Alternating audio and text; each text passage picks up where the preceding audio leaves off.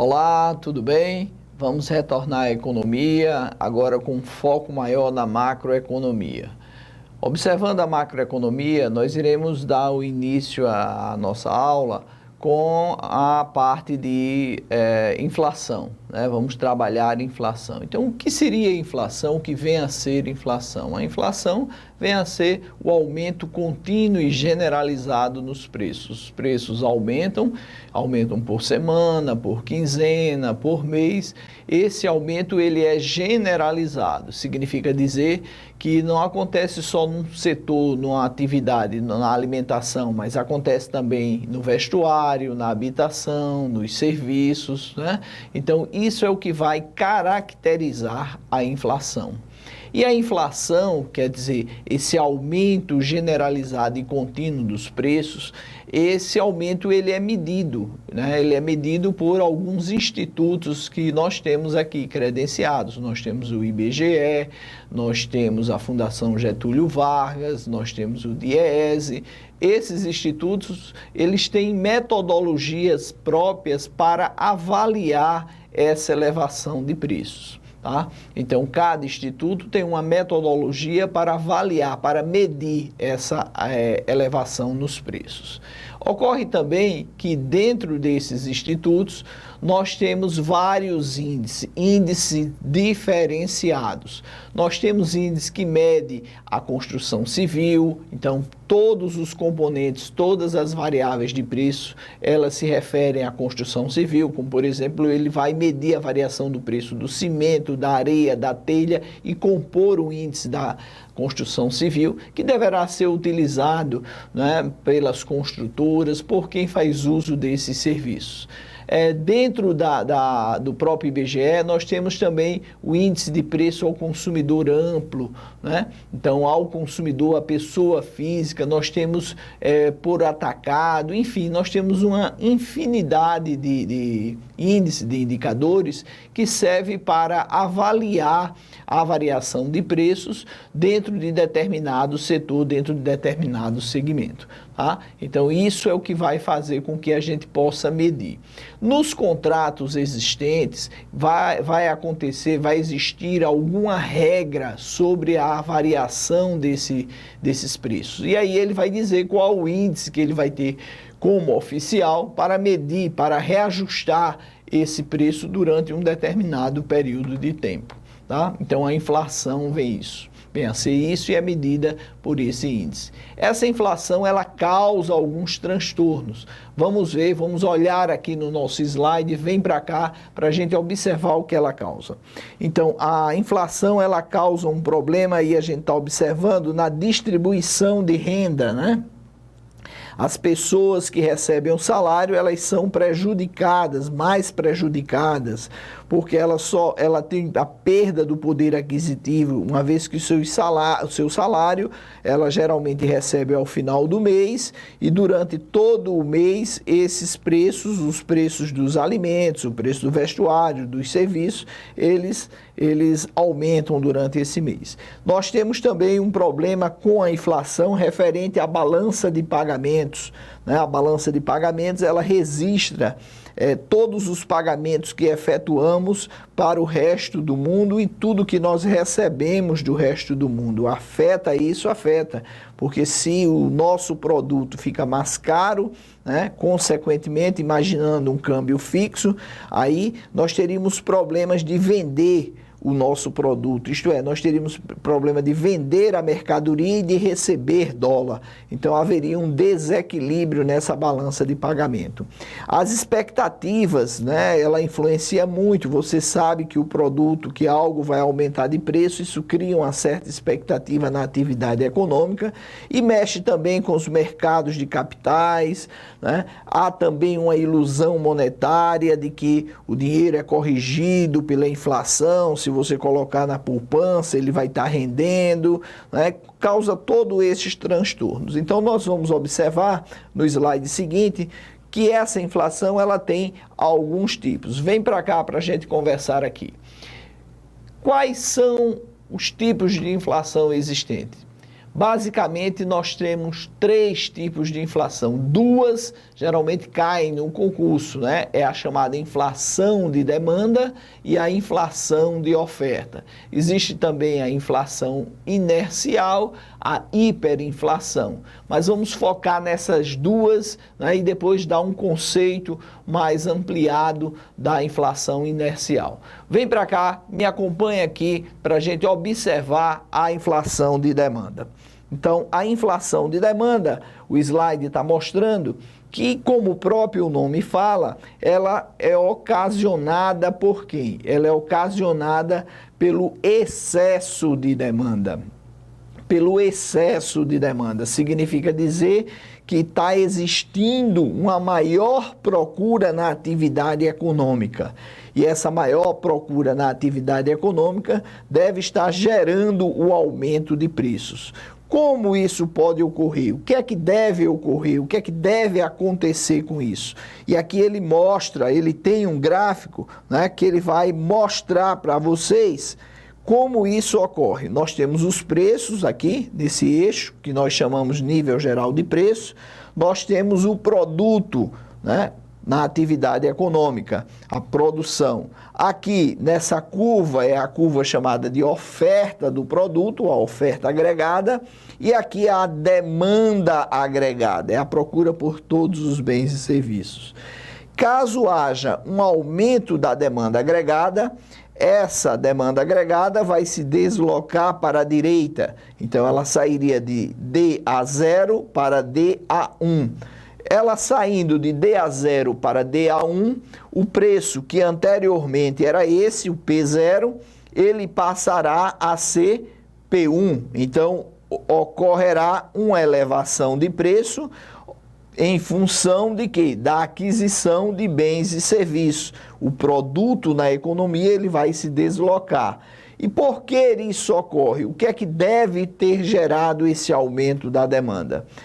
Um dos fatores, né, que se bate muito em relação a essa inflação da demanda, o que ocorre principalmente é que se a atividade econômica, se houver a entrada de recursos nessa atividade econômica, se houver a maior emissão de moeda, nós teremos um maior consumo. Havendo maior consumo, haverá uma maior demanda. E se a produção, ela se encontra já no nível máximo, já no nível de capacidade plena, o que é que pode acontecer é que os preços irão subir. Os preços irão subir. Então, esse tipo de inflação, a inflação de demanda, ela ocorre principalmente quando há um avanço na demanda do produto. Vem para cá para a gente exemplificar no dia a dia. No dia a dia nós temos o final do ano, quando as pessoas recebem o 13º salário e há um incremento de recurso monetário na atividade econômica. Esse incremento de recurso monetário na atividade econômica vai permitir, né, uma maior procura por bens e serviços. Geralmente, final de ano é a época em que a gente costuma presentear, e por essa demanda excessiva, por esse volume de dinheiro que entrou na atividade econômica, a capacidade de produção, ela praticamente não acompanha esse ritmo de crescimento. E isso vai gerar um aumento de preços, tá? Então, esse fato, esse exemplo contextualizado é um exemplo de inflação de demanda. Além da inflação de demanda, nós temos um outro tipo de inflação de demanda, que é a inflação de custo. Além da inflação de demanda, nós temos a inflação de custo. Vem para cá, vamos acompanhando aqui a inflação de custo. A inflação de custo, como o próprio nome está dizendo, ela é decorrente dos custos de produção, isto é, da oferta. É a oferta que vai provocar o aumento nos preços dos bens e serviços. E como é que isso acontece? A demanda no determinado período de tempo, ela continua a mesma, mas os custos da produção, esse custo da produção, ele irá aumentar. Imagine você que aumentou o preço do combustível, aumentou o preço da energia elétrica, tá? Aumentou o salário do trabalhador. Ora, se há o aumento no salário do trabalhador, que é um fator de produção, se há um aumento no combustível, que é outro fator de produção responsável pelo transporte das mercadorias, né, pelo combustível que vai ajudar no transporte das mercadorias, nós vamos ter, e se isso não fosse repassado para os preços dos bens e serviços, o que nós teríamos? Nós teríamos na empresa um aumento de custo. Havendo um aumento de custo e na impossibilidade dela aumentar os preços do produto, a empresa certamente iria diminuir a capacidade de produção, né? Ela não teria condições, por exemplo, de pagar a todos os trabalhadores aquele aumento de preço que foi pactuado. Então haveria um desemprego. Havendo um desemprego, ela diminui a capacidade de produção. E aí nós vamos observar aqui no gráfico, né? Prestar bem atenção aqui no gráfico, o existente, tá? Então eu tenho uma oferta agregada nesse nível, uma oferta inicial, né? Em seguida, com esse determinado preço aqui, porque há o encontro entre a demanda e a oferta, e havendo uma diminuição na capacidade de produção, a curva de oferta vai se deslocar para a esquerda, formando um novo ponto de encontro aqui, ó, um novo ponto de encontro.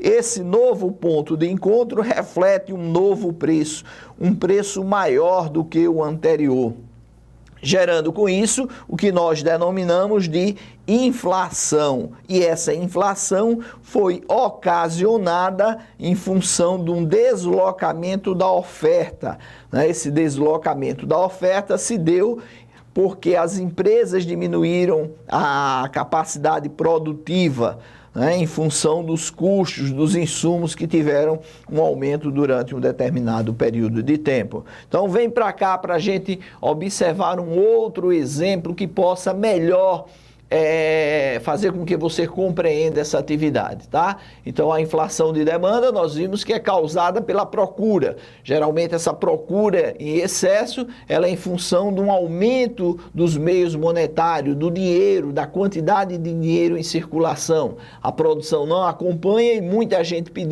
procurando um produto faz com que esse produto aumente de preço. Já a inflação de custo é a inflação também conhecida como inflação de oferta. Ele é ocasionado pela retração na oferta. E essa retração se dá em função de quê? Em função de quê? Num aumento nos custos de produção. Aumenta-se o combustível, aumenta-se o salário. Aumentando o custo, a empresa diminui a capacidade de produção dela e, havendo uma diminuição dessa produção, os preços do mercado, o preço de equilíbrio, ele vai subir, ele vai aumentar, gerando o que a gente chama de inflação. Tá? Esses são os dois tipos de inflação assim mais característicos para a gente debater. Existe um terceiro tipo de inflação que é a chamada inflação inercial. A inflação inercial, o próprio nome já dá uma ideia, é aquela que decorre do que aconteceu no passado, né? O indivíduo soube que hoje houve um aumento de 5%, ocorreu um aumento de 5% nos preços, então no mês seguinte ele quer corrigir isso aí, corrigir aquela defasagem anterior. Então ele diz, oxe, se teve 5%, eu vou corrigir essa inflação. E aí ele eleva os preços, né, para compensar aquela perda anterior. E nessa dinâmica de sempre estar renovando os preços, aumentando o preço, isso cria-se uma elevação contínua e generalizada, caracterizada pela inércia da inflação. Vem para cá para a gente dar um foco no conceito de inflação inercial. Então, inflação inercial provoca a perturbação das taxas de inflação anterior, que são sempre repassados aos preços correntes, né? Então, eu tenho uma inflação anterior e eu, para me proteger, passo para os preços seguintes, no mês seguinte, provocando uma inércia no setor, ok?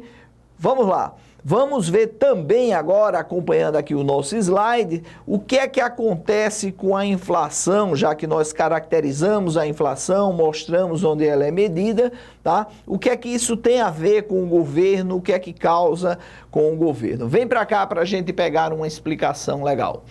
Ora, a inflação, né, que é esse aumento contínuo e generalizado nos preços, ela também perturba a ação governamental. Perturba de que forma, você me pergunta?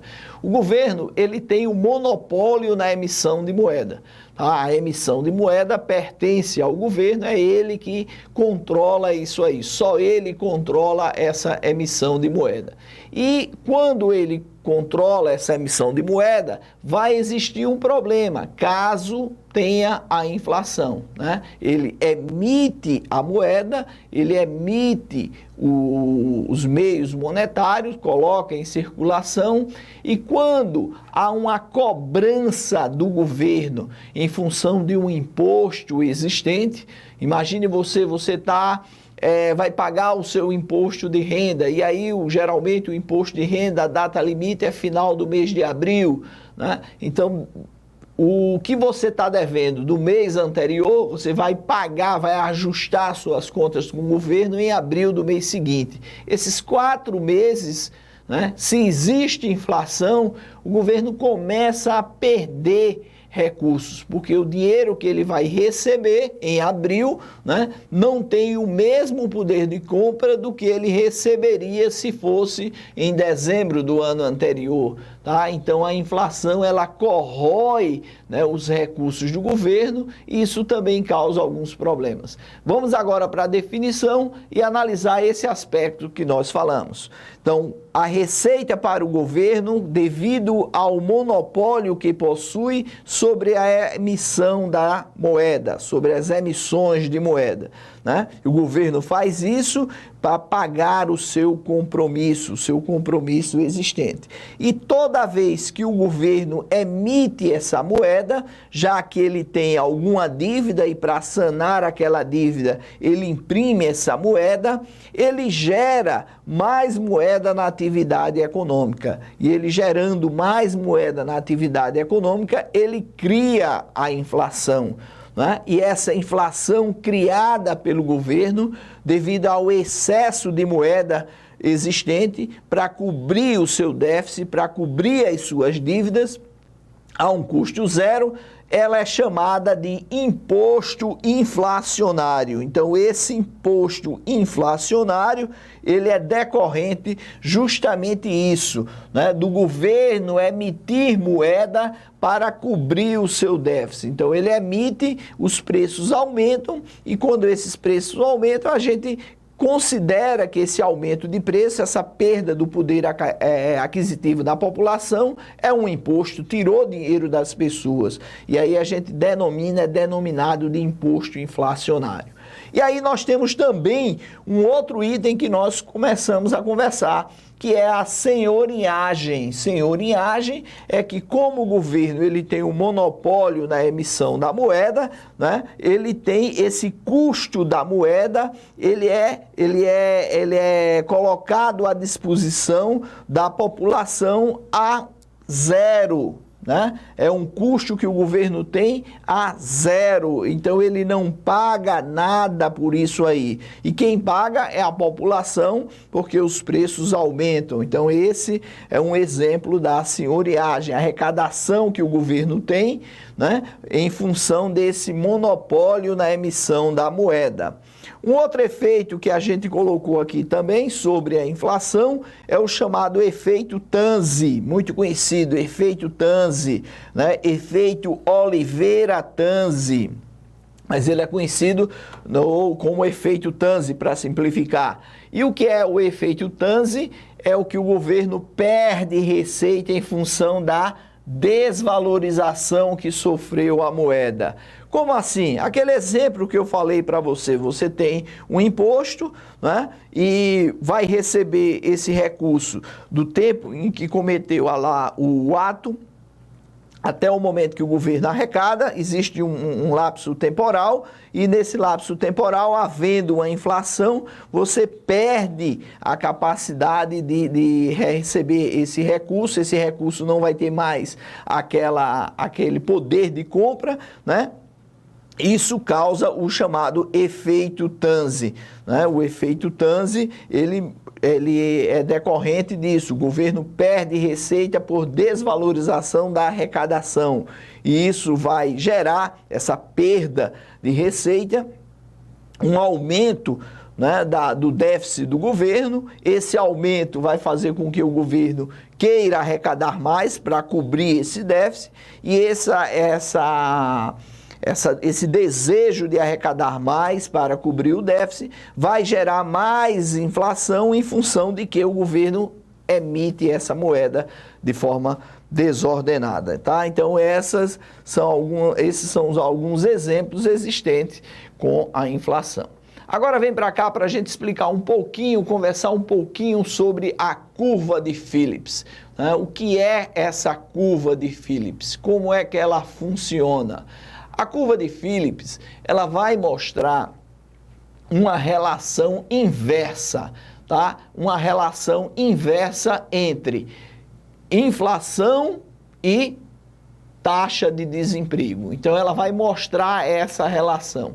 Como assim? Como é que ela vai demonstrar isso? Ela vai demonstrar que em determinado período, né, da atividade econômica, no curto prazo, os gestores públicos eles terão que decidir se eles querem combater a inflação ou se eles querem combater o desemprego, né? É o chamado trade-off, as escolhas.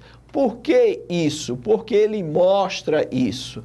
Ele vai mostrar de que forma isso, tá? Acompanhe aqui no quadro de que forma ele irá mostrar essa variação. Então veja que ele está mostrando que nessa coluna aqui nós temos a taxa de inflação, né? E nesse outro lado, como eu falei, a taxa de desemprego. Essa é a chamada curva de Phillips. Imagine que a atividade econômica esteja situada no ponto A, nesse ponto aqui. Nesse ponto A, eu tenho uma elevação no preço mais alto, mas eu tenho, em compensação, uma taxa de desemprego menor, né? Uma taxa de desemprego menor.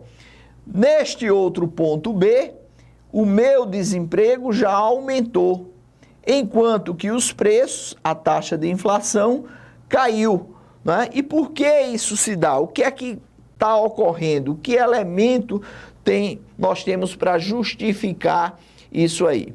Ora, nesse ponto A, eu tenho uma taxa de desemprego muito baixa, ou baixa, em relação ao 2 aqui, né? E essa taxa de desemprego baixa significa dizer que poucas pessoas estão desempregadas, muitas pessoas estão empregadas, estão recebendo renda, né? E essas pessoas que estão recebendo renda, elas vão ao mercado adquirir bens e serviços. E há uma explosão da demanda. Lembra da inflação de demanda? Então, o que é que eu vou ter aqui? Se eu tenho um baixo desemprego, significa dizer que eu tenho um alto emprego. Um alto emprego na atividade econômica gera recurso para a população, que, por sua vez, irá ao mercado adquirir bens e serviços. Quando essas pessoas, quando toda essa massa vai ao mercado adquirir bens e serviços, ela encontra o quê? Poucos produtos. E aí os preços sobem, os preços se elevam. Como você me justificaria que se aumentar o desemprego, a taxa de desemprego aumentar, nesse ponto B, como os preços, esse preço tende a cair? O que é que ele mostra sobre isso?